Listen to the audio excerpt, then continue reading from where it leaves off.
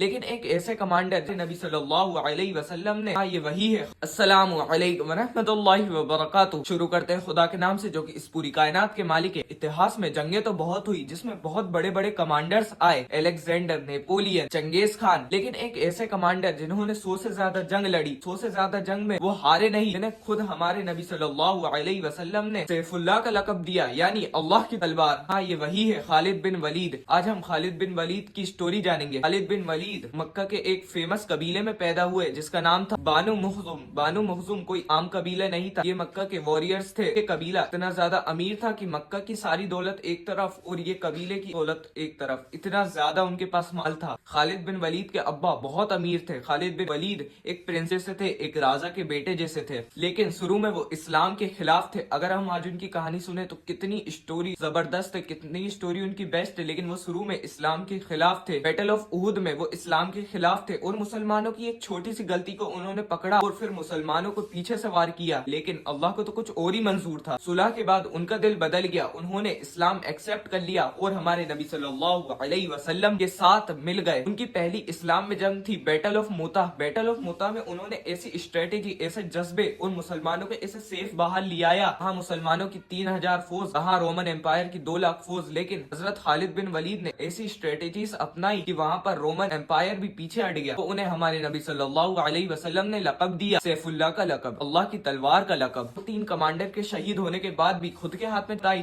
تو Roman umpire کو ایسا ڈرایا کہ وہ رومن امپائر جس کی 2 لاکھ سینا تھی وہ پیچھے ہٹ گیا۔ خالد بن ولید جب وہ اسلام میں آئے تھے تو ان کی کئی ساری جنگیں ہوئی جن کی اسٹوریز انبلیویبل ہے، جن پہ ہم امیجن نہیں کر سکتے۔ انہوں نے ایسی ایسی اسٹریٹجیز اپنائی، ایسی ایسی چیزیں بتائی، آج بھی اسکولوں میں فالو کی جاتی ہے۔ جب خالد بن ولید اتنے بڑے کمانڈر بن گئے، اتنی اسٹریٹجیز، اتنی لڑائیاں جیتنے کے بعد ایسا کیا ہوا کہ ایک کمانڈر سے ایک سپاہی بن گئے؟ تو ہوا یہ تھا کہ عمر رضی اللہ عنہ جیسے ہی سردار بنے، انہوں نے سب سے پہلا کام کیا، حضرت خالد بن ولید کو کمانڈر سے ہٹا دیا اور انہیں ایک سمپل سپاہی بنا دیا۔ لیکن ہمارے پیارے خالد بن ولید رضی اللہ عنہ کا جذبہ ختم نہیں ہوا، اس کے بعد بھی انہوں نے بہت لڑائیاں لڑی اور بہت لڑائیوں میں نام کیا۔ اصل میں ان کو ہٹانے کی وجہ اس لیے تھی کیونکہ لوگ سمجھنے لگے تھے جس جنگ میں خالد بن ولید جائیں گے وہ لڑائی وہ جیت کے آئیں گے، کیونکہ لوگ اللہ پہ توکل کم کرنے لگے تھے، اس لیے حضرت عمر رضی اللہ عنہ نے ان کو ہٹا دیا تھا۔ حضرت ابو بکر رضی اللہ عنہ کے دور میں جب خالد بن ولید تھے تو انہیں 2 بڑے بڑے امپائر سے لڑنے کا حکم دے دیا تھا حضرت ابو بکر سے۔